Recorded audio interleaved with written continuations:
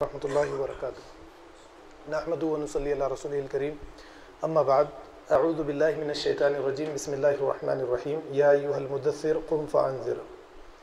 ابھی آپ لوگوں کے سامنے شاہ نواز بھائی نے شفاعت کو لے کر اور یہود و نصارہ کے عقیدے کو لے کر یعنی قرآن کریم کے ذریعے سے اس بات کو پیش کرنے کی کوشش کی کہ جو اپنے اعمال کے ذریعے جہنم کے اندر ڈال دیا گیا وہ ہمیشہ کے لیے جہنم کے اندر چلا جائے گا، اور جو اپنے اعمال کے ذریعے جنت میں ڈال دیا گیا وہ ہمیشہ کے لیے جنت میں رہے گا۔ اور شفاعت کا یا سفارش کا جو مسئلہ ہے وہ جنت میں یا جہنم میں جانے سے پہلے کا ہے۔ یقیناً آپ قرآن کریم کی اگر تلاوت کریں گے تو جنت کا بھی جب ذکر آئے گا یا جہنم کا ذکر آئے گا، خالدین فیہا کا جو استعمال کیا گیا ہے، ہمیشہ ہمیشہ کے لیے جہنم میں ڈال دیے گئے یا ہمیشہ ہمیشہ کے لیے جنت میں ڈال دیے گئے۔ اب یہاں سے نکالنا، پھر جنت سے نکال کر جہنم میں ڈالنا، جہنم سے نکال کر جنت میں ڈالنا، یہ غیر قرآنی عقیدہ ہے۔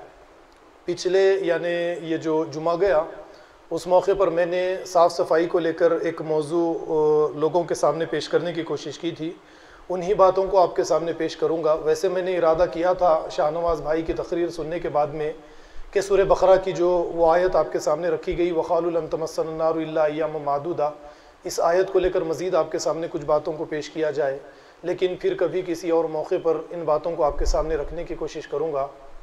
دیکھیے، جیسا کہ سورہ مدثر کی میں نے 2 آیات کی آپ کے سامنے تلاوت کی ہے، ہمارے یہاں پر یعنی اللہ کے دین کے فرائض کی جب کبھی بات آتی ہے تو ہم اپنے آپ کو ہم صرف 5 چیزوں تک محدود کر لیتے ہیں: نماز، روزہ، زکوٰۃ، حج، یا کلمہ طیب کے ساتھ اپنے آپ کو جوڑ لیتے ہیں۔ لیکن قرآن کریم میں اگر آپ دیکھیں گے کہ اللہ رب العالمین نے اللہ کے کئی احکامات ہیں، اور ان تمام کے تمام احکامات کو ہم نظر انداز کرتے ہوئے زندگی گزار دیتے ہیں۔ کسی کو مستحب کہتے ہیں، کسی کو غیر مستحب کہتے ہیں، یا اسی طریقے سے الگ الگ باتوں کے اندر تقسیم کر کے کسی پر عمل کر لیتے ہیں اور بعض پر عمل نہیں کرتے۔ اور جن چیزوں تک ہماری زندگی گھومتے رہتی ہے، ہمیشہ آپ دیکھیے نماز کو لے کر یا روزے کو لے کر یا زکوٰۃ کو لے کر، حج کو لے کر، انہی چیزوں سے متعلق ہماری زندگی ہمیشہ کے لیے گھومتی رہتی ہے۔ آپ قرآن کریم کا مطالعہ کریں گے تو آپ کو یہ پتہ چلے گا کہ اللہ رب العالمین نے نبی کریم صلی اللہ علیہ وسلم کو سورہ مدثر میں ایک خاص حکم دیا ہے۔ فرمایا یا ایھا المدثر، کپڑوں سے، لباس سے زینت دینے والے اے محمد صلی اللہ علیہ وسلم، اپنے جسم کو کپڑوں سے، لباس سے زینت دینے والے، قم فانذر، اٹھیے اور لوگوں کو گندگی سے، غلاظت سے ڈرائیے۔ انہیں یہ بتا دیجئے کہ جس طریقے سے نماز 5 وقت کی مسلمانوں پر فرض ہے، ٹھیک اسی طریقے سے گندگی اور یہ جو غلاظت ہے، بری چیزیں ہیں، ان سے اپنی شخصیت کو پاک رکھے۔ یہ بھی ہمارے اوپر فرض کیا گیا ہے۔ جس طریقے سے نماز فرض ہے، روزہ فرض ہے، یہ چیزیں بھی ہمارے اوپر فرض ہے۔ اب بحیثیت مسلمان ہمارے لیے یہ ضروری ہے کہ ہم کپڑا پہننے کے مسئلے میں، یا اپنے جسم کے مسئلے میں، یا اپنے مکانات کے مسئلے میں، یا ماحول کو لے لیجئے، یا سوسائٹی کو لے لیجئے، یا کوئی بھی چیز اپنی زندگی سے یعنی پاکیزگی، طہارت، ان چیزوں کو لے کر یہ تمام کے تمام مسائل میں ہمیں پاکیزگی کا خاص خیال رکھنا ہے۔ لیکن آپ دیکھیے کہ نمازوں کا تو ہم اہتمام کرتے ہیں یا پھر دوسری چیزوں کا ہم اہتمام کرتے ہیں، لیکن ہم اپنے مکان پر نظر ڈالیں، اپنے کپڑوں پر نظر ڈالیں، اپنی شخصیت پر نظر ڈالیں، یا اسی طریقے سے دوسرے مسلمانوں پر نظر ڈالیں، آپ کو یہ ملے گا کہ ہم پاکیزگی کا، طہارت کا خیال نہیں رکھتے۔ یہ چیز اسلام میں ٹھیک نہیں ہے، اسلام نے اس چیز کو پسند نہیں کیا ہے۔ تو ہمیں پاکیزگی کے ساتھ، طہارت کے ساتھ اچھی طریقے سے زندگی گزارنی چاہیے۔ اب آپ دیکھیے کہ ایک انسان نماز پڑھنے کے لیے، خاص کر میں نے اس جمعے کے موقع پر ایک مسئلہ اٹھایا، جو گوشت کاٹنے والے جن کو ہم قریشی کہتے ہیں، قصاب، ان پر آپ نظر ڈالیے، یہ نماز ادا کرنے کے لیے مسجد میں تشریف لے کر آئیں گے ان کے جسم سے گندی بدبو آتی ہے، یا کسی سے ملاقات کرنے کے لیے یا سوسائٹی میں کسی سے یہ مل لیتے ہیں یا خریداری کے لیے نکل جاتے ہیں، تو اسی حالت میں گندی بدبو کے ساتھ یہ نکل جاتے ہیں، سامنے والے کو کراہیت محسوس ہوتی ہے، اور اسلام اس چیز سے منع بھی کرتا ہے۔ یا پھر اسی طریقے سے کسی کے جسم سے، کپڑوں سے پسینے کی بدبو آتی ہے، اور اسی حالت میں یہ مسجد میں نماز ادا کرنے کے لیے یا پھر اسی طریقے سے دوست و احباب کے ساتھ یا کہیں پر بھی اسی حالت میں چلا جاتا ہے۔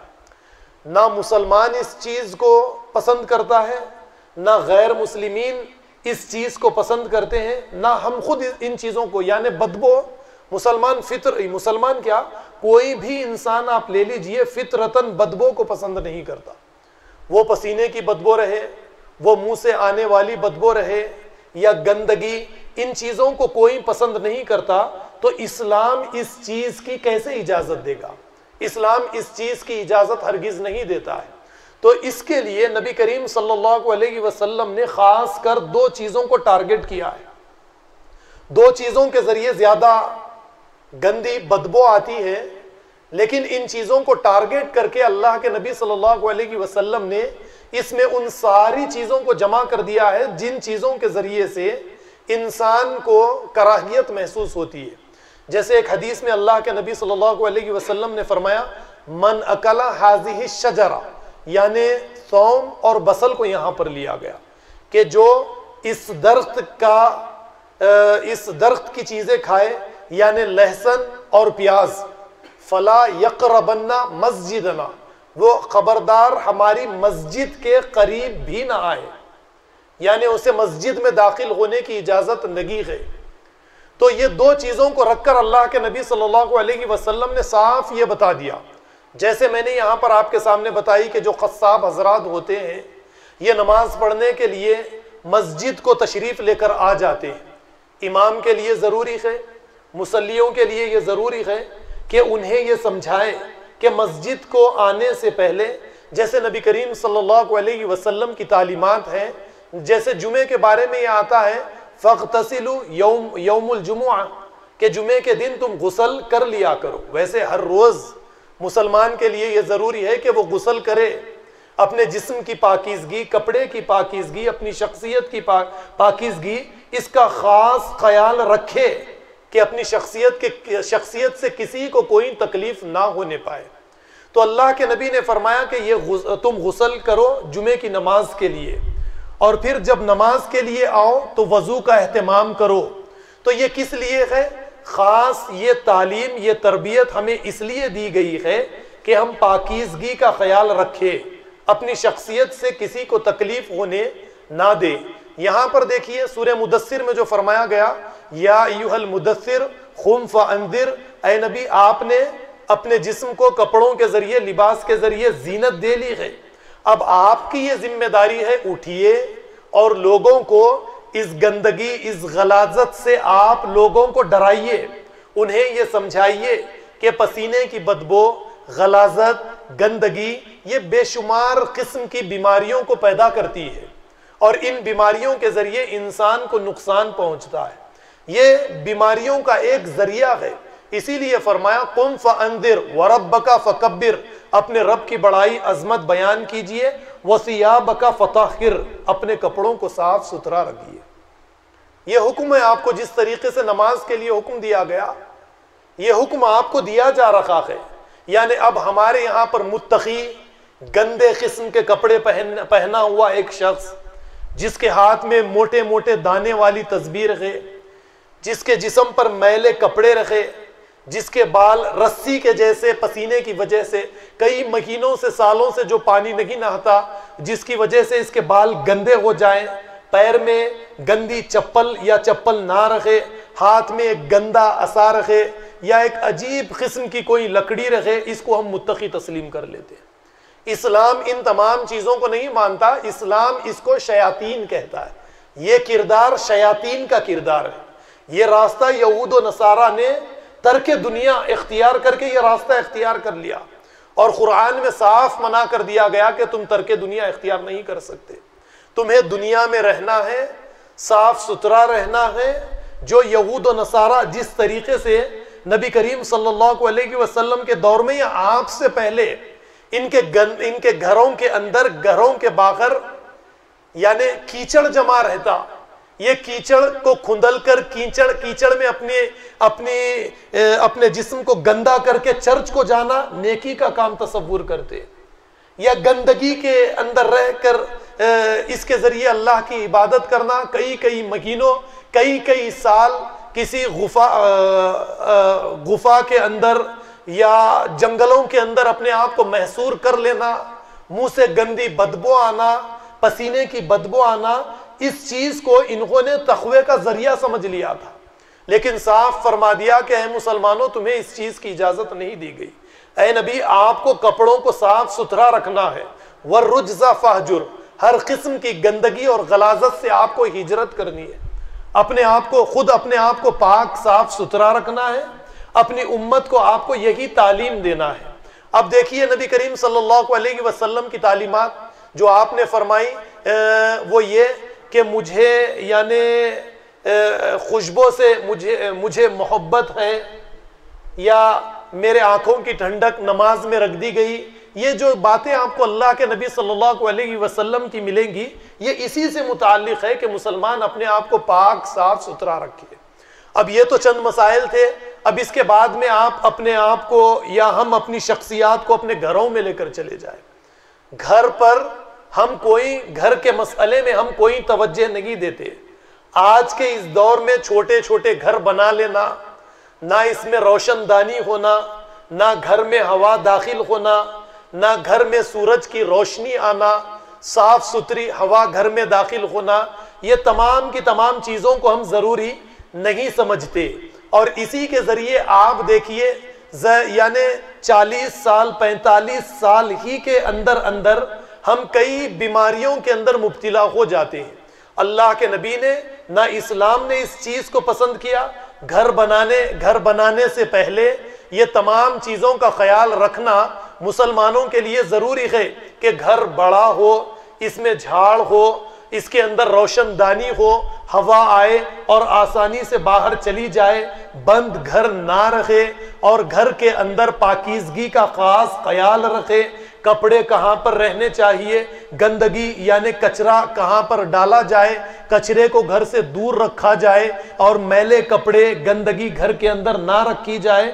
نہ مسلمان عورتیں اس بات کا خیال کرتی ہیں، نہ مسلمان مرد اس بات کا خیال کرتے ہیں، جس کی وجہ سے گھر میں کیڑے، مچھر، مکھی، یہ ساری چیزیں پیدا ہو جاتی ہیں، اور اسی کے ذریعے آپ یہ دیکھیے کہ ہماری صحت خراب ہوتی چلی جاتی ہے۔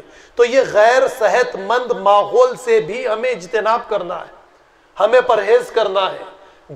گھر کا ماحول صاف ستھرا ہونا چاہیے، گھر کے اندر کچرا جمع نہیں ہونے دینا چاہیے، گھر سے دور کچرا ہونا چاہیے، گھر سے دور بیت الخلا ہونا چاہیے، بیت الخلا کی وقت پر صاف صفائی ہونی چاہیے، میلے کپڑوں کی ایک جگہ ہونی چاہیے، زیادہ دن میلے کپڑوں کو نہیں دینے چاہیے، فوراً اس کی صفائی ہونی چاہیے۔ یہ ساری چیزوں کا خیال رکھنا مسلمان کے لیے بے انتہا ضروری ہے۔ جب ہم اس طریقے سے زندگی گزاریں گے تو ہماری صحت برقرار رہے گی، ہم صحت مند زندگی گزار سکیں گے۔ آج ہماری صحت کے جو مسائل ہیں، چھوٹے موٹے گھر بنا لینا، گھر کے اندر گندگی رکھنا، اور اس کے بعد میں دواخانوں کے چکر کاٹنا، دوائیوں پر اور دواخانوں میں لاکھوں روپے خرچ کرنا، اس کے ذمہ دار ہم ہیں۔ یہ اللہ تعالیٰ نہیں چاہتے کہ آپ کو کم عمر میں بیمار کر دے، آپ کی صحت کو خراب کر دے، اس کے ذمہ دار ہم ہیں۔ تو یہ تمام کی تمام چیزیں ہمارے اوپر فرض ہے کہ اولاد کے مسئلے میں ان کی صحت کا خیال رکھنا، اور نوجوانوں کے لیے بھی یہ چیز ضروری ہے کہ کھانے پینے کے مسئلے میں غیر صحت مند غذاؤں سے اجتناب کریں، یہ پرہیز کریں، اور غیر صحت مند ماحول دوستوں سے بھی یہ اجتناب کرے۔ اپنی صحت کو برقرار رکھنے کے لیے صحت مند غذاؤں کو استعمال کرے، ورزش کرے، جم جائیں۔ یہ ساری چیزیں اسلام نے آپ کے اوپر فرض کی ہے۔ جس طریقے سے نمازوں کو فرض کیا ہے، یہ ساری چیزیں نوجوانوں کے اوپر، مسلم مردوں کے اوپر، مسلم عورتوں کے اوپر یہ ساری چیزیں فرض کی گئی ہیں. ہماری عورتوں کو آپ دیکھیں گے، خاص کر میری بات کا برا مت مانیے، زیادہ موٹی عورتیں ہماری عورتیں آج ملیں گی. وہ اس لیے کہ رات کو دیر تک جاگنا، صبح کو دیر تک سونا، کام کاج کے لیے نوکرانیوں کو بلانا، اور اس کے بعد میں کم ہی عمر میں موٹاپے کا شکار ہو جانا، اور اس کے بعد میں پھر پریشان ہونا، دواخانوں کے چکر کاٹنا. ورزش کرنے کے لیے، ورزش اچھی چیز ہے، عورتوں کو بھی کرنا چاہیے. اسی لیے تو بڑے میدان میں جاگنگ کے لیے، چہل قدمی کے لیے میں نے ہی اس کام کو اسٹارٹ کروایا ہے عورتوں کے لیے. میں اس کی مخالفت نہیں کرتا. آپ نے دیکھا ہوگا کہ 1 سال پہلے بڑے میدان میں عورتوں کے چہل قدمی کے لیے اس مہم کا آغاز کرنے والا میں ہی تھا، جبکہ کچھ نوجوان یہ کہہ رہے تھے کہ یہ ناممکن بات ہے کہ بارکس میں عورتیں گھروں کے باہر نکلے اور چہل قدمی کرے. تو میں نے ان سے یہ کہا تھا کہ یہ ناممکن سے صرف نون اور الف کو نکال دیا جائے تو کیا بچتا ہے؟ ممکن بچتا ہے. ہر کام کا ہم آغاز کریں گے، ایک قدم آگے بڑھائیں گے، ہر کام ہمارے لیے آسان ہو جائے گا. تو دیکھیے، عورتیں اس طریقے سے اپنی صحت کا کوئی خیال نہیں رکھتی ہیں. اگر یہ اپنی صحت کا خیال رکھیں، وقت پر جاگیں، اور گھر میں یعنی کام کاج کی ساری ذمہ داری عورتوں کو نوکرانیوں کو باہر کر کے اگر یہ اپنے کاندھوں پر اٹھا لیں تو یقین مانیے یہ ان کی صحت کے لیے بڑی بہترین چیز ہے. باہر والوں کی کوئی ضرورت نہیں ہے، لاکھوں روپے خرچ کرنے کی کوئی ضرورت نہیں ہے. آپ مجھ پر نظر ڈالیے کام کے مسئلے میں، یعنی وقت پر دکان کو جانا، دکان پہ کام کاج کرنا، کوئی دواخانہ جانا، کہیں پر جانا، کوئی بیماری، یہ ساری چیزوں سے میری شخصیت تو الحمدللہ آج تک بھی پاک ہے، کیونکہ بچپن سے ہی کاروبار، کھیل کود، کاروبار، وقت پر کام کرنے کی عادت ہے. تو یہ چیز ہمارے لیے بے انتہا ضروری ہے. ان چیزوں کی پابندی کرنا ہمارے لیے بے انتہا ضروری ہے. چلیے اب اس کے بعد میں ایک بڑی غلطی، لا علمی کی وجہ سے، کوئی جان بوجھ کر غلطی نہیں کرتا ہے، لا علمی کی وجہ سے ہم سے غلطیاں ہو جاتی ہیں. جانور پالنے کا ہمیں بڑا شوق ہے. اب جانور پال تو لیتے ہیں، جانور کے ذریعے ہمارے اپنے خود رشتہ دار جانور پالتے ہیں. جانور کی گندگی کو کیا کریں؟ کسی کے گھر کے سامنے، کسی کے، یہ جو گندگی جانور کی رہتی ہے، اس کے ذریعے مچھر پیدا ہوں گے، جانور پیدا ہوں گے، مچھر پیدا ہوں گے، ملیریا ہوگا، ڈینگو ہوگا، دوسری بیماریاں. اس کے ذمہ دار کون بنیں گے؟ کسی کا بچہ بیمار پڑ جائے، کوئی پڑوسی بیمار ہو جائے، اس کی ذمہ داری لینی چاہیے. جانور آپ پالیں، آپ کو جانور پالنے سے کوئی منع نہیں کرتا، لیکن صاف صفائی کا خیال کرنا یہ آپ پر فرض ہے. دوسروں کی صحت کو آپ خراب نہیں کر سکتے. یا پھر آپ کے مکان میں کوئی جانور مر جائے تو اس جانور کو لے جا کر کسی کے مکان کے سامنے، کسی کی گلی میں پھینک دینا، اس کے جسم سے جو تعفن پیدا ہوتا ہے، جو بدبو پیدا ہوتی ہے، جو ماحول خراب ہوتا ہے، اس کی ذمہ داری کس پر ہے آپ بتائیے؟ اس کی ذمہ داری ہم پر آتی ہے. ہم جانور پالے، کسی کا جانور مر جائے تو ایسا نہیں ہے کہ اللہ نے ہمیں کوئی تعلیمات نہیں دی. آدم کے بیٹے نے اپنے سگے بھائی کو قتل کر دیا، پریشان ہوا کہ لاش ہے اور اس کے اندر سے تعفن پیدا ہوگا، بدبو پیدا ہوگی، کیا کروں؟ تو اللہ نے ایک کوے کو روانہ کیا. فبعث اللہ غرابا یبحث فی الارض لیریہ، یعنی ایک کوے کو روانہ کیا تاکہ وہ کوا آدم کے بیٹے کو سکھائے کہ نعش کے ساتھ کیا کیا جائے. اس نے ایک کوے کو گڑھا کر کے زمین کے اندر دفنایا. اس نے دیکھ لیا کہ نعش کے ساتھ، لاش کے ساتھ کیا کیا جائے. تو ہمیں یہاں پر یہ تعلیم ملتی ہے، جانور مر جائے یا گھر میں رہنے والے چوہا ہیں یا دوسرے جانور ہیں، ان کو ہم مار تو دیتے ہیں، لے کر کسی کے مکان کے سامنے گلی میں پھینک دیتے ہیں. کیا یہ کوئی ٹھیک صحیح کام ہے؟ نہیں ہے. یہ ہماری ذمہ داری ہے کہ گڑھا کیا جائے، اس کو دفن کر دیا جائے. اس کا تعفن، اس کی بدبو لوگوں کی صحت کے لیے نقصان دہ ہے. یہ ہمارے اوپر فرض ہے. ہر ایک کی صحت کا خیال رکھے. ماحول کو گندا ہونے ہرگز نہ دے۔ جب ہم اس طریقے سے زندگی گزاریں گے تو ہم ایک دوسرے کا خیال کرنے والے رکھیں گے۔ اب مسجد کو اگر کوئی نماز پڑھ کر وضو کر کے نہ آئے، امام صاحب کو اس بات کا پتہ چل جائے تو وہ تو یعنی اس کی خیر یعنی اس کے بارے میں اتنی باتیں کہے گا، اس کو برا بھلا کہے گا، اسے نماز دوبارہ دہرانے کے لیے کہے گا کہ تیری نماز ادا نہیں ہوئی۔ اب آپ ذرا دیکھیے، کوئی امام، کوئی مسجد کا خطیب ان چیزوں، یہ ذمہ داریوں کو کبھی اٹھانے کی کوشش کرتا ہے کہ کسی گلی کے اندر، کسی سوسائٹی میں، پڑوس کے اندر جس سوسائٹی میں ہم رہتے ہیں وہاں پر خاص اس طریقے یعنی پاکیزگی، طہارت کا ہمیں خیال رکھنا چاہیے، اس پر کبھی زور دیا جاتا ہے؟ زور ہرگز نہیں دیا جاتا ہے۔ تو اس پر زیادہ زور ہمیں دینا چاہیے۔ ایک بات مجھے یاد آئی، ہمارے ملک میں انگریز تھے اور انگریز کسی کمشنر نے کچھ امراء کو ایک میٹنگ کے لیے طلب کیا، اور میٹنگ ہونے کے بعد میں ایک افغانی پٹھان نے ان سے کہا کہ اے انگریز، تم آدمی تو بڑے بہترین ہو، بہت پسند آئے، لیکن ایک چیز کی کمی تمہارے اندر ہے۔ اگر تم مسلمان ہوتے تو بڑے بہترین انسان ہوتے، اور اگر تم کافر رہ کر، انگریز رہ کر مر جاؤ گے تو مجھے اس بات کا افسوس ہے کہ جہنم میں جاؤ گے، گندے ماحول میں رہو گے، آگ میں ڈالے جاؤ گے، کھانے پینے کے لیے خون پیپ گندی چیزیں تمہیں دی جائیں گی، لہٰذا اگر تم مسلمان ہو جاتے تو بڑی بہترین بات ہوتی۔ تو اس انگریز نے بڑا بہترین جواب خان صاحب کو دیا، کہا کہ خان صاحب، آپ کی بات بڑی یعنی بھلی تو معلوم ہوتی ہے، لیکن شاید آپ ہم انگریزوں سے واقف نہیں ہے۔ ہم انگریز اگر جہنم کے اندر بھی ڈال دیے جائیں، گندے ماحول میں بھی، ہماری عادت ہے کہ ہم جہاں پر بھی جاتے ہیں اس جگہ کو صاف ستھرا کر لیتے ہیں، تو ہم جہنم میں جا کے بھی اپنی ذمہ داری ادا کریں گے۔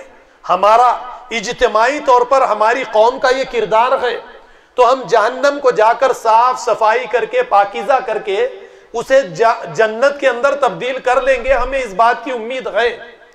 لیکن تم مسلمان لوگ جنت میں اگر ڈالے بھی جاؤ گے، پسینے کی گندی بدبو تمہارے جسموں سے آئے گی، تمہارے کپڑے گندے رہیں گے، تمہارے بال گندے رہیں گے، پان کھاؤ گے، کہیں پر بھی تھوک ڈالو گے، اور تھوکنے کے مسئلے میں یہ نہیں سوچو گے کہ اس کے اندر کتنے جراثیم ہیں، اگر اسے نگل لیا جائے، یہ معدے میں چلا جائے تو معدے کی تیزابی اس کے جراثیم کو مار دیتی ہے۔ تم یہ نہیں سوچو گے، گٹکا کھاؤ گے، کسی کی دیوار پر پورا پلاسٹر کر دو گے، یہ نہیں سوچو گے کہ اس سے بیماری ہوتی ہے، کوئی بیمار ہوتا ہے، کوئی مر جاتا ہے، کسی کی صحت خراب ہوتی ہے، اس سے تم کو لینا دینا کیا؟ جنت میں اللہ اگر تم جاؤ گے بھی تو جنت کو بھی تم جہنم کے اندر تبدیل کرنے والے ہو، مجھے یہ پتا ہے۔ آپ بتائیے یہ بات صادق مسلمانوں پر آتی ہے یا نہیں آتی ہے؟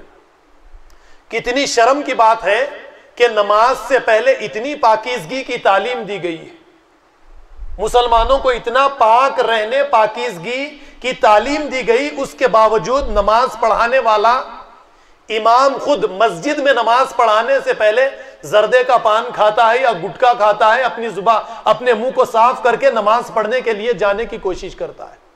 جبکہ ایک حدیث میں اللہ کے نبی نے یہ فرمایا کہ اگر میری امت پر یہ یعنی سخت نہ ہوتا تو ہر 5 وقت کی نماز کے ساتھ یا وضو کے ساتھ میں مسواک کو فرض کر دیتا۔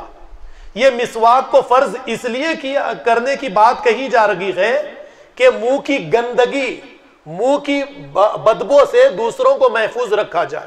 اب اس کے بدل میں آپ برش آ چکا ہے یا دوسرے جو معجون آ چکے ہیں، آپ اس کا استعمال کر سکتے ہیں۔ میں آپ کو اسی 1400 سال پہلے لے جانا نہیں چاہتا۔ تو آپ ذرا غور کیجئے کہ تعلیمات اسلام کی کیا ہے۔ اب اس کو لینے کے بعد میں آخری مسئلہ جو آپ کے سامنے اٹھانا ہے، بقر عید کا مسئلہ، عید الاضحیٰ کا مسئلہ ہمارے سامنے ہے۔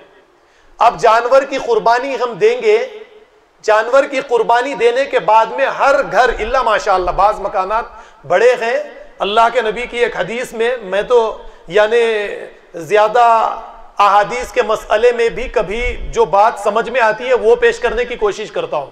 یہ بات ذری سی ٹھیک لگ رہی ہے اس لیے آپ کے سامنے. یعنی انسان کے خوش قسمت خوش بختی کی علامت یہ بتائی گئی بڑا مکان، بدبختی کی علامت چھوٹا مکان، خوش بختی کی علامت اچھی سواری، خوش بختی کی علامت اچھا پڑوسی، خوش بختی کی علامت اچھی سواری، بدبختی کی علامت برا پڑوسی، بری سواری، چھوٹا مکان، نافرمان بیوی. تو یعنی یہاں پر بڑے مکان کو لے لیجئے. اب اس کے بعد میں دیکھیے قربانی دیں گے، قربانی کے جانور کا خون، روڈوں پر، راستے میں گندگی، راستے میں روڈوں پر کئی دنوں تک اس کے اندر مکھیاں پیدا ہو جائے، گندگی پیدا ہو جائے، لوگوں کے اپنے مکان کو تو محفوظ رکھنے کی پوری کوشش کی جاتی ہے، دوسروں کے مکانات کے قریب لے جا کر رات کے اندھیرے میں چپکے سے کوئی نہ دیکھے ایسے وقت میں وہ غیر مسلم کا محلہ ہے وہاں پر یا ایسی جگہ پر یا مین روڈ پر، ان تمام چیزوں سے اجتناب کرنا مسلمانوں پر فرض ہے. اگر یہ بھی ہم کریں گے تو اللہ رب العالمین ہم سے اس کا حساب و کتاب لیں گے. قرآن دیکھیے، قرآن نے جو فرمایا لَن يَنَالَ اللَّهَ لُحُومُهَا وَلَا دِمَاؤُهَا وَلَكِن يَنَالُهُ التَّقْوَى مِنكُمْ. تمہاری قربانی کے جانور کا اللہ کو نہ خون پہنچتا ہے نہ گوشت پہنچتا ہے، تقوی پہنچتا ہے. تقوی کیا ہے؟ دوسروں کو گندگی سے بچانا، ماحول کو گندا کرنے سے بچانا، پاک صفائی ان چیزوں کا خیال کرنا، یہ چیز تقوی ہے.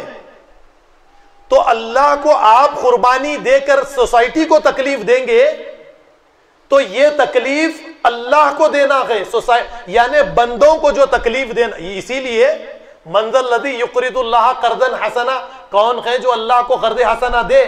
آپ کا اللہ کا ہاتھ آسمان سے آ کر آپ سے قرض حسنا لے گا؟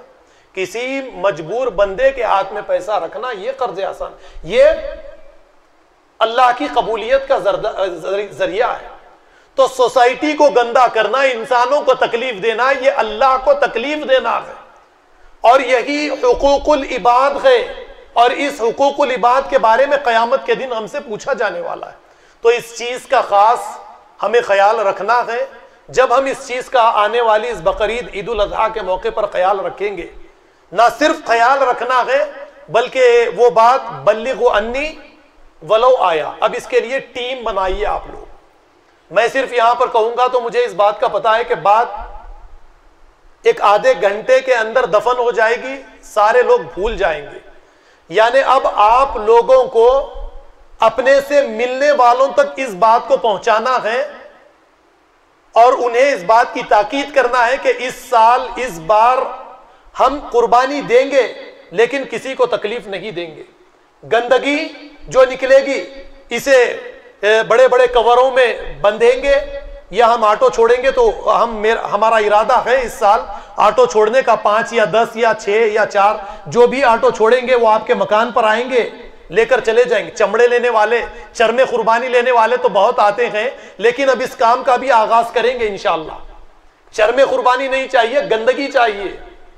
یہی کام اللہ کے نبی نے کیا ہے، یہی کام دین ہے. لوگوں کی جان مال، ان کی ہر چیز کی حفاظت کرنا، ان کی صحت کی حفاظت کرنا یہ ہمارا فرض ہے. ایک پھر بات یاد آئی، تھوڑا سا مسئلہ اٹھا دوں گا.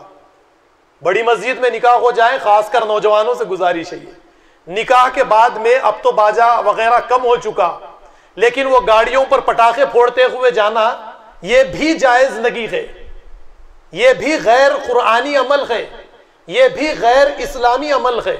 دیکھیے سورہ لقمان آپ اٹھا کر دیکھیے، اللہ نے حضرت لقمان اپنے بیٹے کو نصیحت کرتے ہوئے فرماتے ہیں وَغْضُضْ مِن صَوْتِكَ إِنَّ أَنْكَرَ الْأَصْوَاتِ لَصَوْتُ الْحَمِيرِ. آواز کو دھیمی رکھو، آوازوں میں سب سے زیادہ بدترین آواز گدھے کی آواز ہے. ساؤنڈ پولیوشن، جو بھی آواز 80 ڈیسیبل سے آگے چلی جاتی ہے وہ انسان کی صحت کے لیے نقصان دہ ہے. تو یہاں پر اللہ نے گدھے کی آواز کو معیار بنایا ہے، وہ اس لیے کہ گدھے کی آواز 80 ڈیسیبل سے آگے چلی جاتی ہے۔ یہ اللہ کا مقصد یہاں پر بتانے کا یہ نہیں کہ گدھے کی آواز مجھے پسند نہیں ہے، آواز اللہ ہی نے گدھے کی بنائی۔ یہاں پر بتانے کا مقصد یہ ہے کہ ہر وہ آواز، اس کے لیے میں بہت آگے نکل جاتا ہوں، وہ اذان کی آواز رکھے، بیان کی آواز رکھے، جمعے کے خطبے کی آواز رکھے، یا بھجن کی آواز رکھے، یا اپنے مکان میں آپ گانے لگا کر سنے، یا آپ گاڑی پر شادی نکاح کے بعد میں دوست نوشہ کو لے کر نکلتے ہیں، پٹاخے لگاتے ہیں یا ہارن بجاتے ہیں، راستے تمام، یہ تمام کی تمام آواز جو ہے 80 ڈیسیبل سے آگے چلی جاتی ہے۔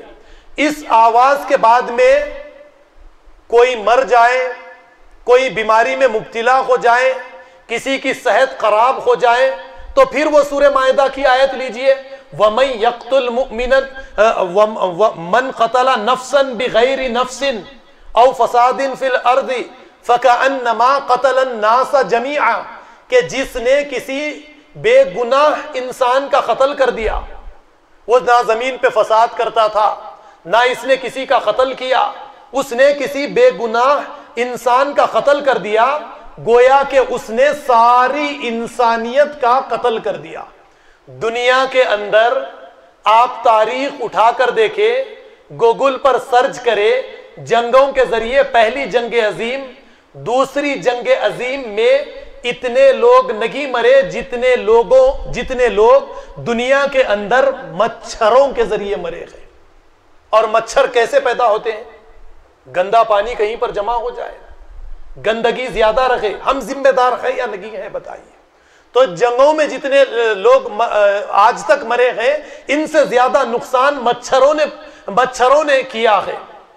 اب ہم کوئی مہم نہیں چلاتے ملیریا سے چھٹکارے کے لیے، پھر انگریزوں کے اوپر، یہودیوں کے اوپر، ہمارے ہندو بھائیوں کے اوپر انگلیاں اٹھاتے ہیں، یہ بت پرستی کرتے ہیں، عیسیٰ پرستی کرتے ہیں، مریم پرستی کرتے ہیں، عزیر پرستی کرتے ہیں، یہ صلیب پرست بنے ہوئے ہیں، یہ اللہ کو ناپسند کام ہے۔ آپ ذرا دیکھیے، جب کبھی بھی یعنی یہ بارش کا موسم آتا ہے، آپ کی بستی کو ہرا بھرا کرنے کے لیے جھاڑ لگاتے ہوئے، درخت لگاتے ہوئے آپ کو کون ملیں گے؟ کیوں لگاتے ہیں؟ ان کو کیا لینا دینا ہے آپ کی سوسائٹی سے؟ آپ کی سوسائٹی میں درخت لگاتے ہوئے، کہیں پر گندگی اٹھاتے ہوئے، کہیں